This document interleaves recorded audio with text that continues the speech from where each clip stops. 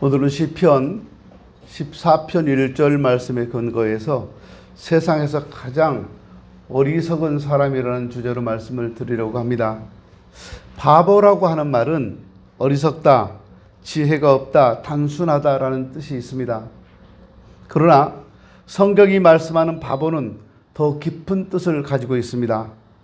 성경이 말씀하는 바보는 저질이고 악하고 마음이 부패해서 진리를 거역하며 사는 사람들을 말합니다.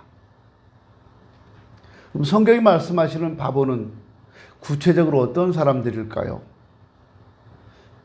성경이 말씀하시는 바보, 이 어리석은 사람은 하나님이 없다고 하는 사람들입니다. 오늘 본문에 어리석은 자는 그의 마음에 이르기를 하나님이 없다 이렇게 말한다는 거예요. 바보 중에 상바보, 하나님이 없다고 하는 사람들이에요. 한때는 과학자들이 하나님도 믿지 않고 하나님의 창조도 믿지 않고 있었던 때가 있었습니다. 그들은 모든 걸 인간의 머리로만 이해하려 했고 이성적이고 합리적인 것만 신봉했습니다. 이성을 초월한 하나님의 존재에 대해서는 믿지 않았어요.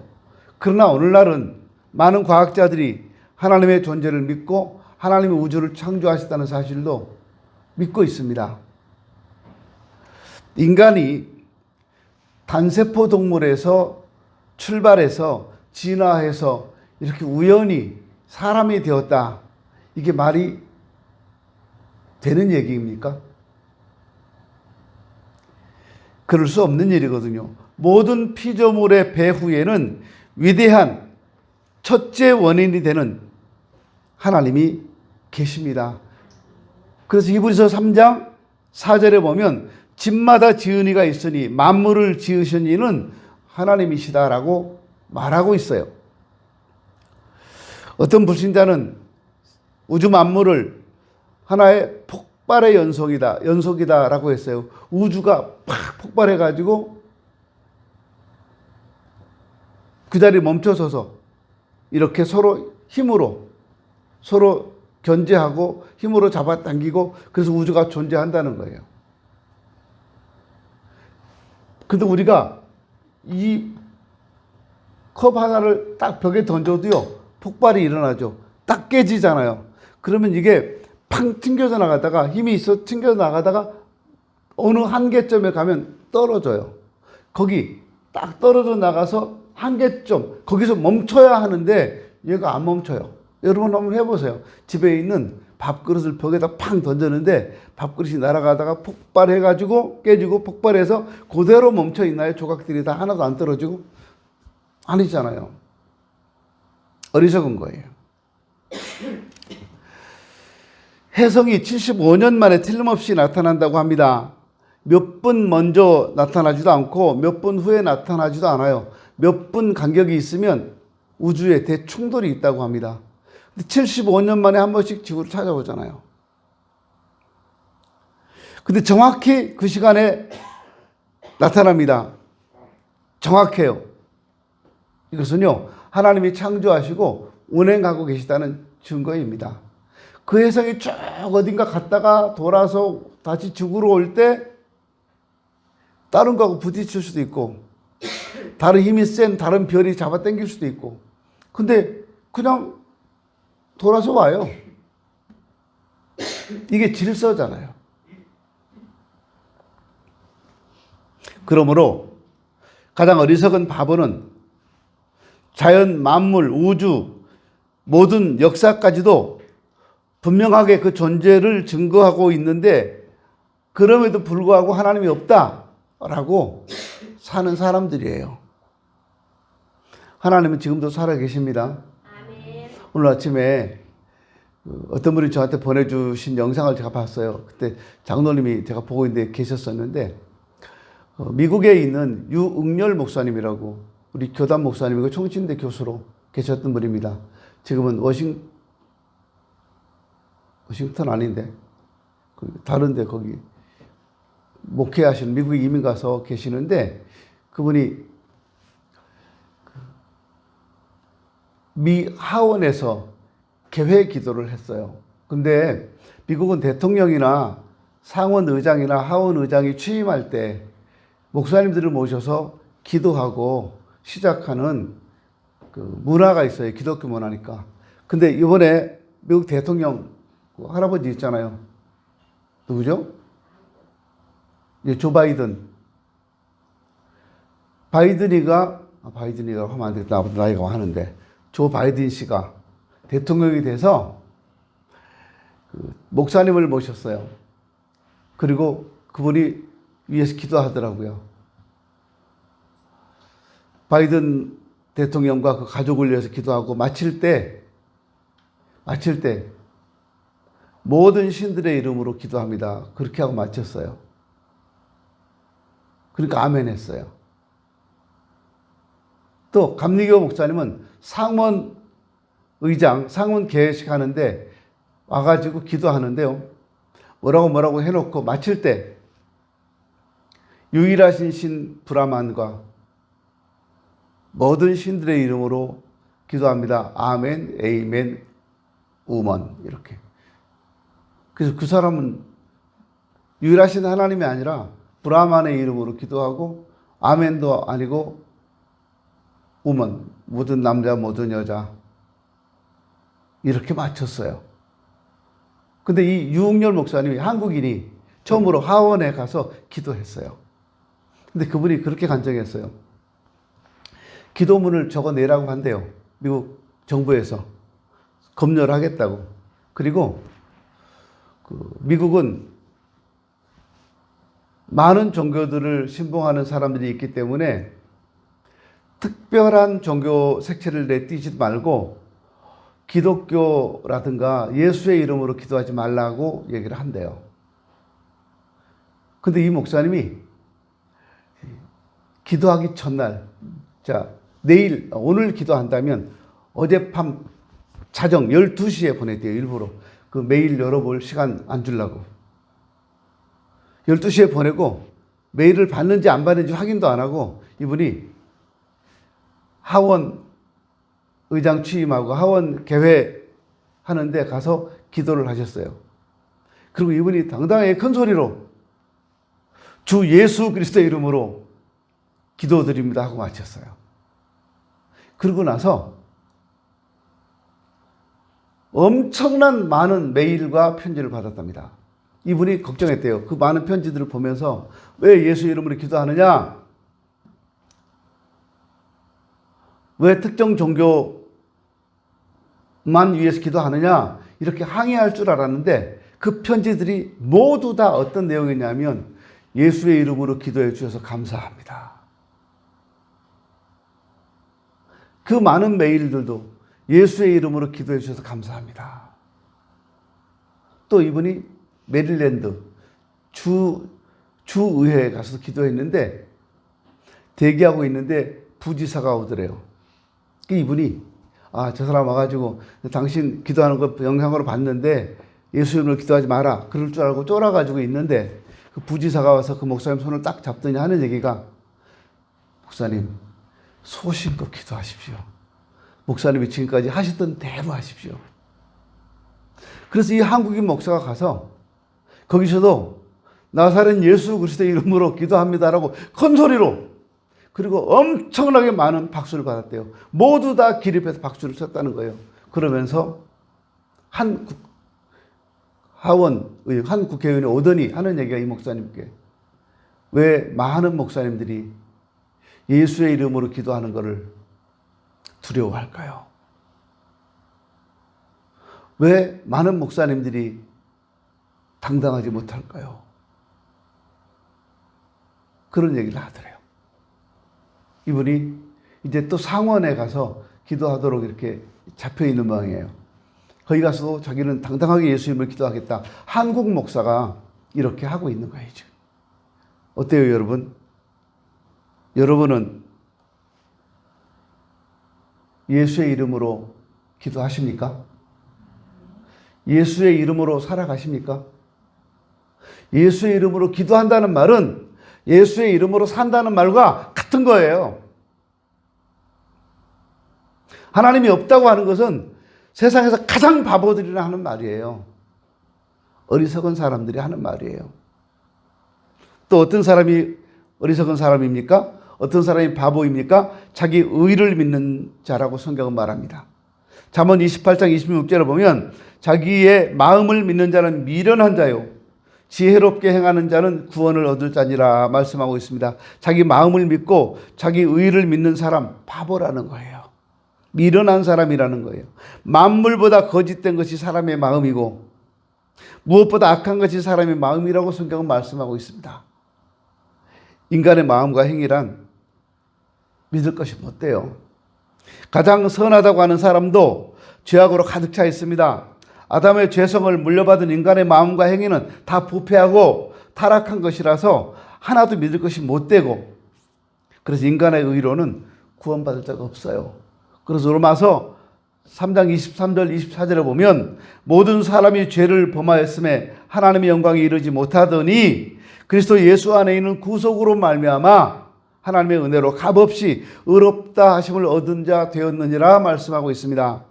세상의 의인은 없나니 하나도 없다고 했어요. 이 세상에 자신의 의로 구원을 이룰 수 있는 사람은 없습니다. 우리 죄를 대속하신 예수 그리스도를 믿음으로 의롭다함을 얻어야만 구원받을 수 있어요. 여러분, 가장 유치한 얘기 같지만 가장 진실된 이야기를 하나 하겠습니다. 의인은 의인은 천국 가고요, 죄인은 지옥에 갑니다. 맞아요, 여러분. 자기 죄를 깨닫고 하나님의 공로를 믿으면 의인이 되어서 구원받고 천국 가지만 자기가 죄인인 줄 모르고 자기 의를 믿는 사람은 틀림없이 지옥 갑니다.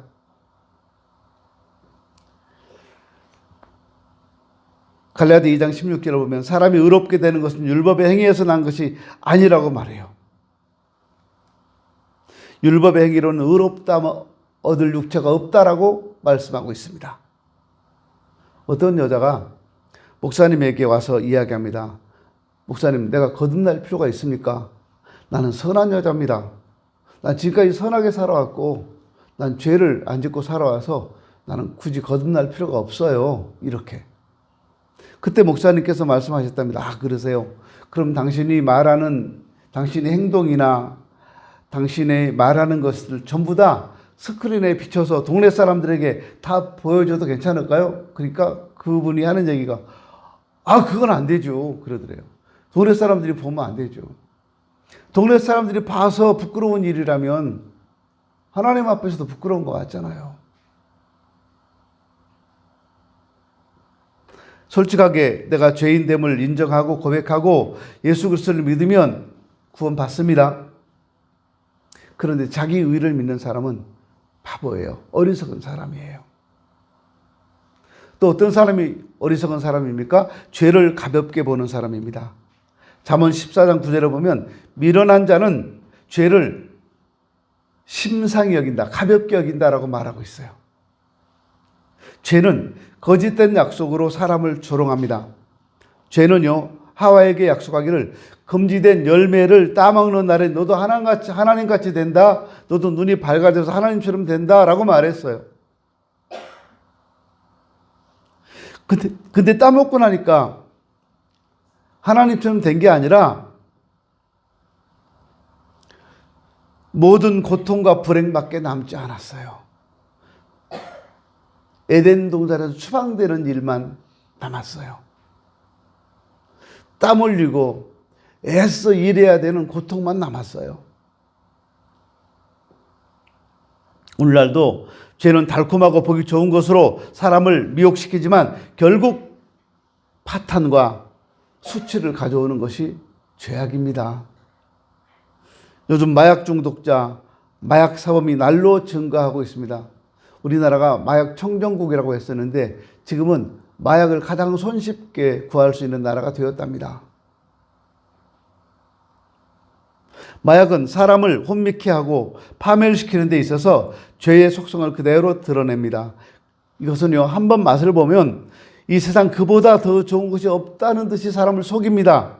그렇지만 나중에는 피가 마르고 몸이 뒤틀리고 정신 이상이 오고 각종 범죄를 유발시키고 결국 자신도 파멸됩니다. 이렇게 죄는 개인도 가정도 사회도 국가도 다 망쳐버리는 거예요. 더욱이 죄는 영원한 생명을 빼앗아갑니다. 그런데 이런 죄를 가볍게 여기는 사람이 바보가 아니겠어요? 죄를 가볍게 여기는 사람 바보예요.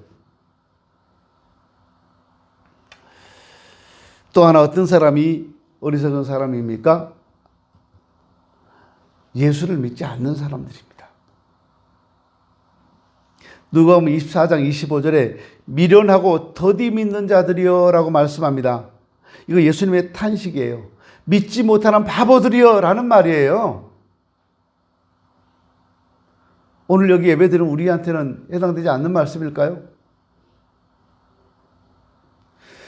예수님은 하나님의 아들이고 우리를 위해 하늘에서 내려오신 분이십니다. 그리고 우리 죄를 위해서 십자가에 죽임을 당하시고 부활하신 분이십니다. 그리고 앞으로 어느 날인가 반드시 이 땅에 재림하실 재림주이십니다. 그런데 사람들이 이걸 안 믿으려고 그래요. 제일 비참하고 제일 안타까운 성경 구절이 요한복음 5장 40절이라고 합니다.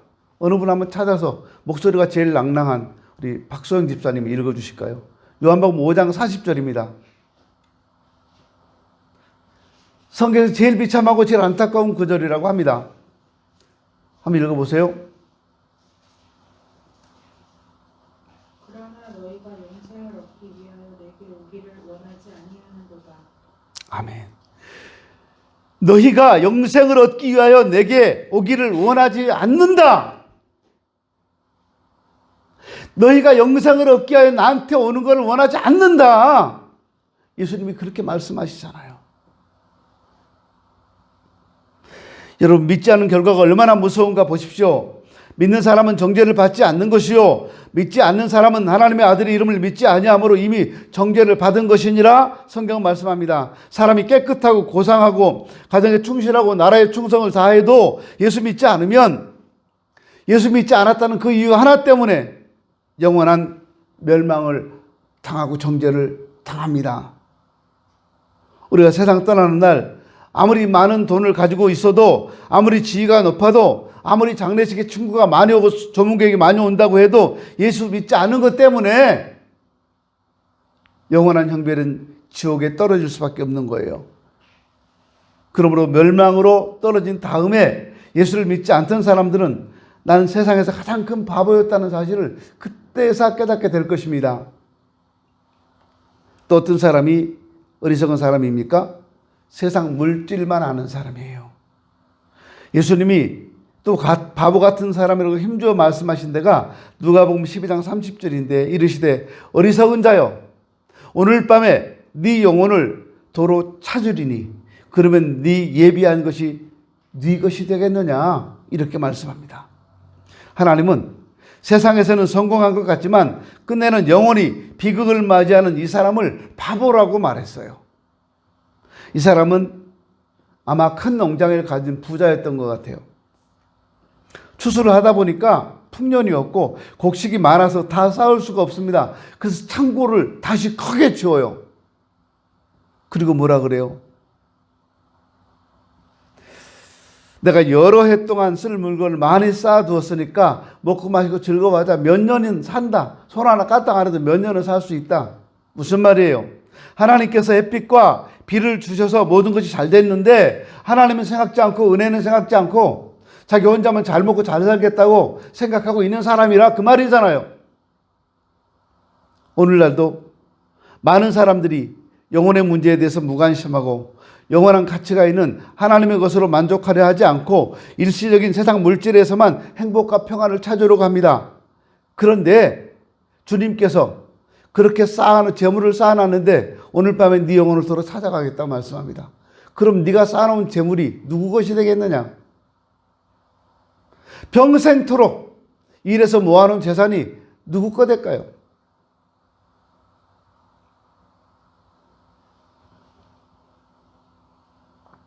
물질만 알고 사지 마십시오.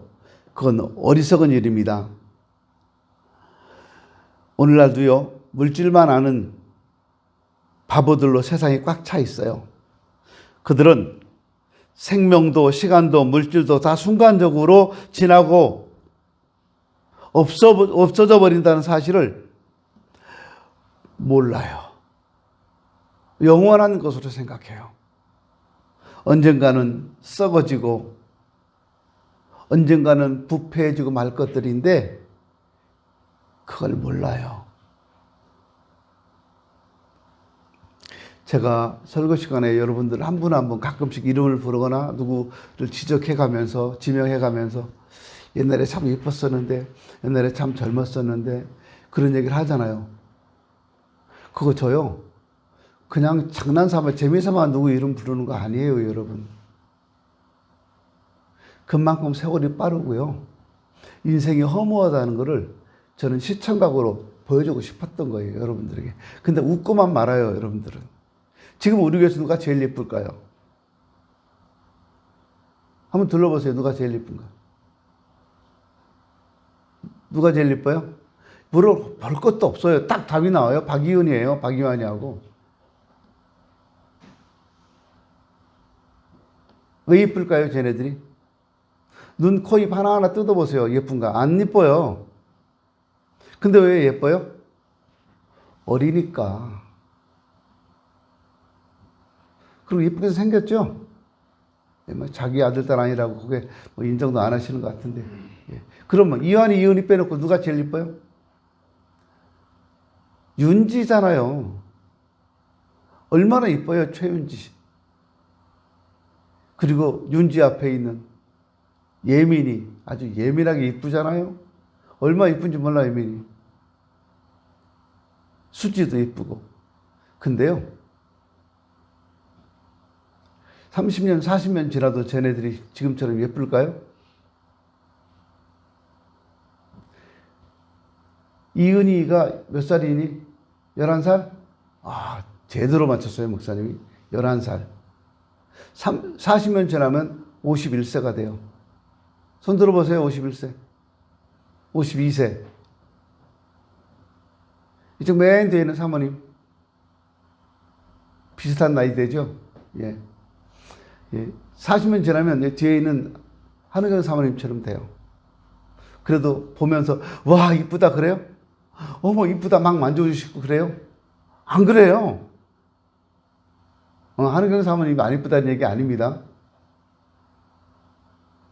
세월이 이렇게, 근데 40년이 엄청 많이 남은 시간 같으죠? 아니에요. 저는 40년 후면 세상에 없겠죠. 다 썩어져서, 없어져서, 가루도 없을 거예요. 다 녹아져서. 빠르다는 거예요.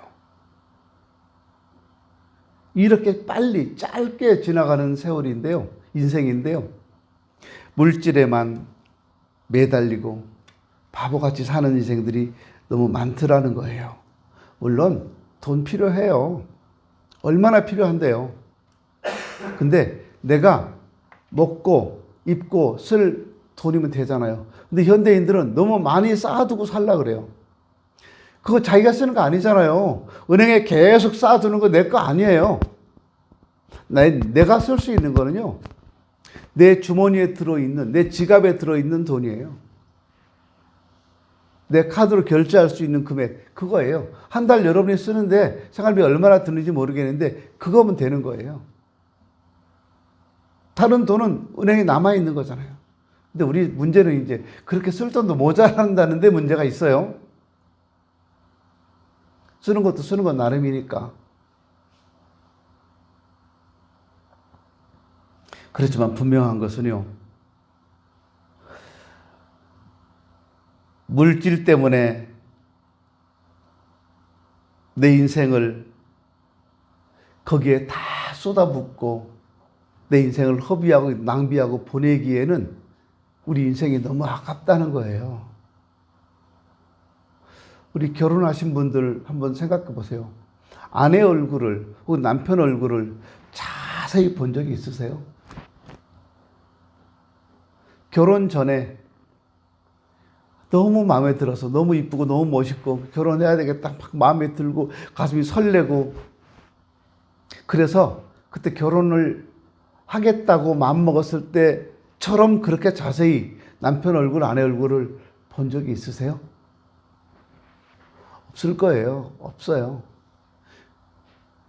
그냥 살다 보니까요. 아침에 입에서 냄새 풀풀 풍기고 머리 막 이렇게 광주리만큼 하고 일어나서도 이렇게 손으로 이렇게 하면서 일어났어? 이렇게 하잖아요. 그 얼굴이 얼마나 많은 세월이 흘렀는지 나랑 살면서 막 몸을 기지개 켜고 그냥 속옷 차림으로 입었던 옷 그대로 막 나와가지고 돌아다니고 그렇게 되기까지 몇 년이 걸렸는지 아세요, 여러분? 그 순간이에요. 그리고 조금 더 있으면 내 마음대로 움직이지 못한 나이가 온다니까요. 옆에 계신 분 우리 한번 이야기하겠습니다. 바보로 살지 마세요. 바보로 살지 마세요는요. 예쁘게 바보로 살지 마세요. 이렇게는 안 하는 거잖아요. 화난 것처럼 막 말해야지. 바보로 살지 마세요. 바보로 살지 마세요. 이렇게 한번 해볼까요? 옆에 계신 분 시작. 사태전 하지 말고. 예.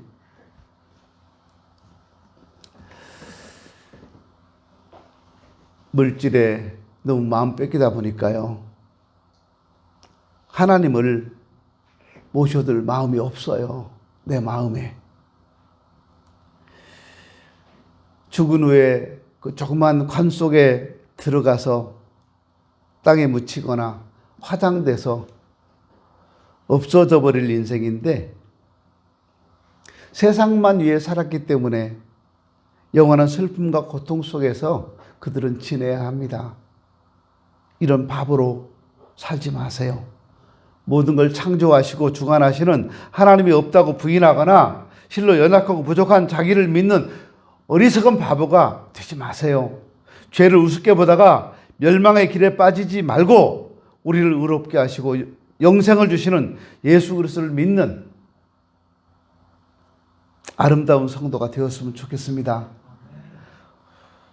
허탈한 세상 물질만 따라가다가 그 물질과 함께 멸망에 처해지는 바보로 살지 마세요. 지금까지 우리가 살아왔던 인생을 돌아보면 우리 이렇게 살았어요. 죄를 우습게 보지 마세요. 내가 우습게 여기는 그 작은 죄악 하나가 결국 나를 멸망으로 끌어갈 거예요. 죄는 우리를 그냥 두지 않아요. 절대 그냥 두지 않아요.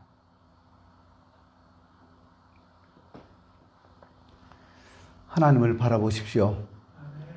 그리고 다시 오실 예수님을 믿으십시오. 금년 한 해 여러분의 영혼 속에 여러분의 가정에 천국의 기쁨과 구원의 은총이 가득했으면 좋겠습니다. 기도합니다.